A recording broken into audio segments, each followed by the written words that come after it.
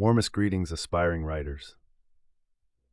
Welcome to Video 8 in the Becoming an Author series, designed to cultivate the storytelling skills of middle school students. This video explores the integration of dialogue, the spoken words of characters, into a narrative to enhance storytelling. Dialogue mechanics from Video 7 establish the rules for writing conversations. This video focuses on using dialogue to evoke characterization, advance the plot, and provide exposition, background information that clarifies the story's context. It also examines achieving narrative balance, the harmonious blend of dialogue with other story elements like action and description. Additional topics include distinctive speech, dialect, crime fiction, romantic duels, oblique dialogue, and expository dialogue, supported by a comprehensive dialogue exercise. Insights from renowned authors and excerpts from classic literature provide guidance. Write this down in your notes. These principles empower writers to craft dialogue that enriches narratives and captivates readers. Prepare to take notes and master the art of weaving dialogue into stories. Dialogue is a powerful tool for characterization, the process of revealing a character's personality, motivations, and relationships. Write this down in your notes. Dialogue should reveal character traits or advance the story, avoiding unnecessary chatter.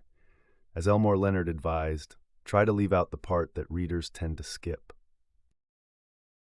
Characters often speak in ways that reflect their unique traits, known as distinctive speech, which makes them recognizable through word choice, tone, or phrasing. For example, in a story about Mia, a student detective, her dialogue might show her curiosity. "Why was the library door unlocked last night?" asked Mia.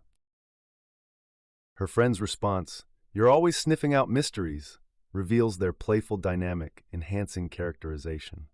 To illustrate, consider an excerpt from E.B. White's Charlotte's Web, Chapter 5. "What's your name?" asked Wilbur. "My name," said the spider, "is Charlotte." "Charlotte what?" said Wilbur eagerly. "Charlotte A. Cavatica, but just call me Charlotte." This dialogue reveals Wilbur's eager curiosity and Charlotte's calm, precise nature, providing exposition about their meeting while advancing their friendship. From American literature, John Steinbeck's Of Mice and Men, Chapter 1 offers, "God Almighty, if I was alone I could live so easy," said George.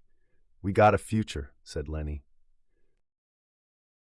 This dialogue integrates into the narrative to showcase George's frustration and Lenny's optimism, enhancing storytelling by revealing their bond.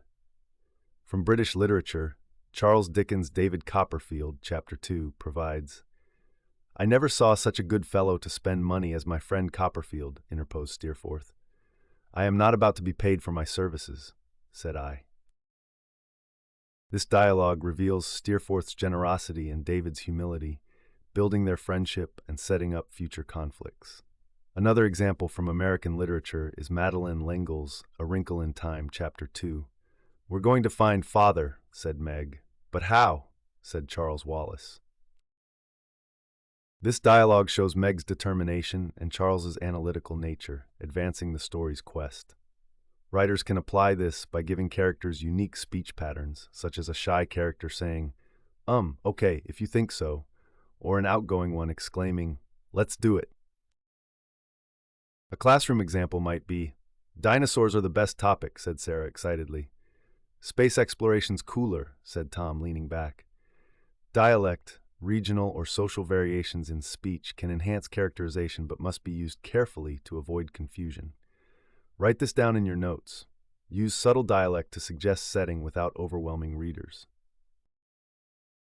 Toni Morrison noted, "Dialogue, to be believable, must be selective, sharpened to reveal character or advance the story." In Beloved, Morrison uses slight non-standard grammar. "Bring a little lavender in if you got any. Pink if you don't," said Seth. This conveys setting without heavy phonetic spelling. "Bring a little lavender in if you got any. Pink if you don't," said Seth. This conveys setting without heavy phonetic spelling. For example, in a story set in a rural school, a character might say, "Ain't no way we're missing the fair," to suggest a regional dialect. Writers should focus on word choice like y'all or reckon to evoke dialect subtly as Morrison's approach demonstrates. Practice with a dialogue. "Y'all ready for the game?" said Ben. "Reckon so," replied Mia. From British literature, J.R.R. Tolkien's The Hobbit, Chapter 5, contrasts Bilbo's polite speech with Gollum's hissing dialect. "What is it?" said Bilbo. "My precious," hissed Gollum. This enhances characterization and tension. Another example is a school setting. "We're fixin' to win," said Jake, grinning. "Hope so," said Mia cautiously. Dialogue advances the plot by revealing key events or conflicts, especially in crime fiction, where investigations unfold through conversations. Write this down in your notes. Dialogue should drive the story forward with purpose. In The Outsiders by S.E. Hinton, Chapter 4, dialogue drives the plot. "We gotta get out of here," Johnny said, his voice tight. "They'll be after us." "Let's head to the church," said Ponyboy. This propels the characters into hiding, advancing the story. In a student detective story, dialogue can move the plot. "I found a clue in the gym," said Mia. "Let's check it tonight," replied Ben. In Harry Potter and the Sorcerer's Stone, Chapter 9, dialogue pushes the plot. "We've got to find that snitch," said Harry. "It's our only chance," said Ron. From British literature, Agatha Christie's And Then There Were None, Chapter 3, builds mystery. "We're all here for a reason," said Vera. "But what is it?"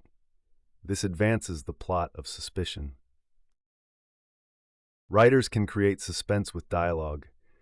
"There's something you should know about the club," whispered Mia, driving the narrative forward.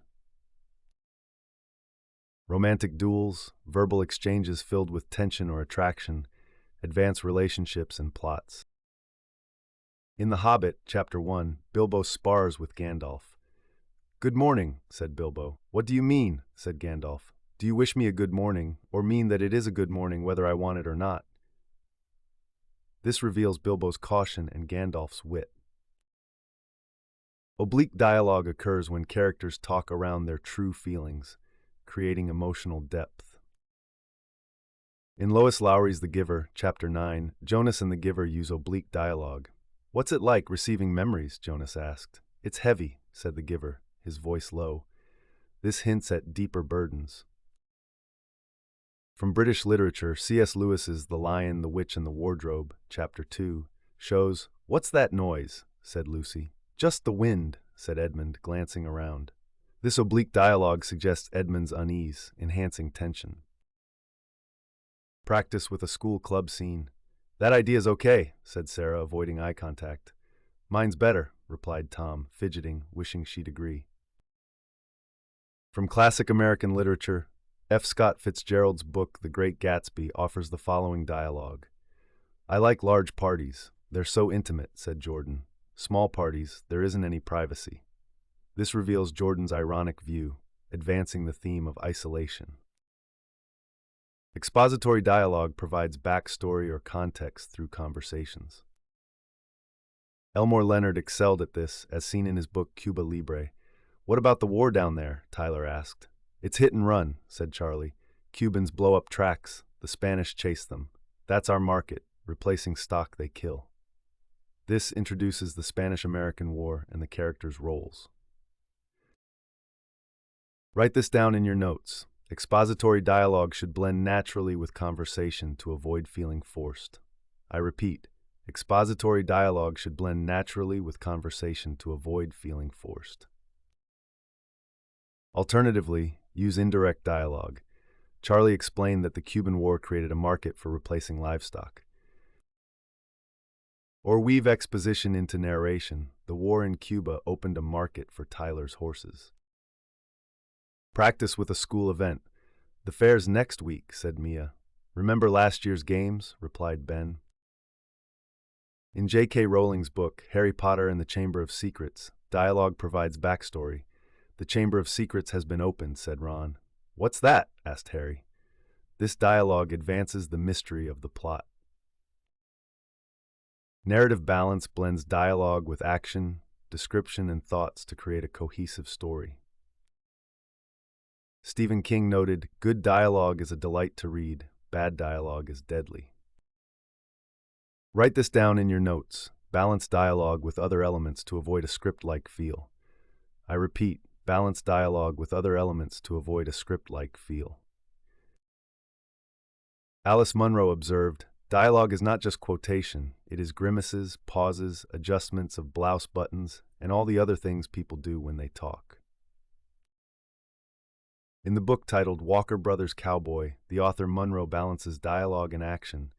"Hello there, missus. It's the Walker Brothers, ma'am, and what are you out of today?" A door opens, he disappears.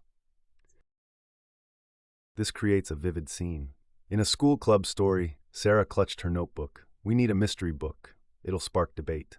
Tom flipped through a fantasy novel. "Fantasy's better. Magic's more fun." This ensures a dynamic narrative. In Harper Lee's To Kill a Mockingbird, Chapter 1, "Don't you cry now, Scout. Don't cry now," said Jem. He put his arm around her.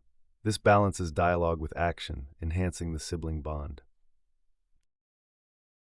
Vary dialogue's frequency. Some scenes rely on conversation, others on description to maintain flow. To develop dialogue integration skills, engage in a dialogue exercise. Select a brief real-life conversation, such as, "Is this seat taken?" "No, it's not." Expand it into a half-page dialogue that reveals character, advances a plot, and provides exposition. Follow these steps. Original dialogue. Start with the overheard exchange. Example, "Is this seat taken?" "No, it's not." Expand with characterization. Add tags and dialogue to reveal personality. Example, "Is this seat taken?" asked Mia, clutching her sketchbook. "No, it's not," said Ben, glancing up from his comic. Add plot. Introduce a conflict or goal. Example, "Is this seat taken?" asked Mia, clutching her sketchbook. "No, it's not," said Ben, glancing up. "You joining the art club?" "Maybe," said Mia. "I heard they're planning a mural." "Cool, but I'm pushing for a comic contest," said Ben. Incorporate exposition. Add backstory. Example, "Is this seat taken?" asked Mia, clutching her sketchbook. "No, it's not," said Ben, glancing up. "You joining the art club?" "Maybe," said Mia. "I heard they're planning a mural for the school festival." "Cool," said Ben, "but I'm pushing for a comic contest like the one we won last year." Balance with action and thoughts. Add movements and thoughts. Example, Mia clutched her sketchbook, hesitating. "Is this seat taken? Will they like my drawings?" Ben glanced up from his comic, smirking. "No, it's not. You joining the art club?" "Maybe," said Mia, sitting down. "I heard they're planning a mural for the school festival." "Cool," said Ben, tapping his pencil. "I'm pushing for a comic contest like the one we won last year. My designs will top last year's." Analyze how each version shifts tone, emotion, and context. For additional practice, expand a conversation about a school project. "We need a science fair," said Lily. "A history fair's better," said Max. A third scenario involves choosing a book. "We should read a mystery," said Sarah. "Fantasy's better," said Tom. A fourth scenario explores a field trip. "The museum's educational," said Emma. "The park's more fun," said Liam. A fifth scenario features a sports team. "We should practice passing," said Mia. "Shooting drills are key," said Ben. A sixth scenario involves a school play. "We need more props," said Zoe. "Focus on lines first," said Ben. A seventh scenario is choosing a class pet. "A hamster's fun," said Sarah. "A fish is easier," said Tom. An eighth scenario is planning a science experiment. "Let's test magnets," said Mia. "Volcanoes are cooler," said Ben. This exercise, inspired by Morrison's call for selective dialogue, helps craft purposeful conversations. Another exercise involves rewriting a real-life conversation like a debate about homework into fictional dialogue. "Homework's too hard," said Sarah, slumping in her chair. "I'd rather read comics." "Let's finish it together," said Tom, opening his notebook. Teamwork makes it easier. Video 8 in the Becoming an Author series has provided a framework for integrating dialogue into narratives. Dialogue drives characterization, using distinctive speech and subtle dialect to reveal personality. It advances plots, especially in crime fiction, and creates tension through romantic duels and oblique dialogue. Expository dialogue provides backstory, while narrative balance blends dialogue with action and thoughts, as Munro and King emphasized. Dialogue exercises offer practical application, supported by Leonard's and Morrison's insights. Write this down in your notes. These tools enable dialogue that enhances narrative clarity and engagement. Apply dialogue strategically to reveal character, advance plots, and provide exposition. Balance dialogue with other story elements and practice the dialogue exercise to refine skills, experimenting to find the best style. Dialogue brings characters to life with authenticity and impact. Keep your pencils sharp, your mind open, and I'll see you next time. Ciao.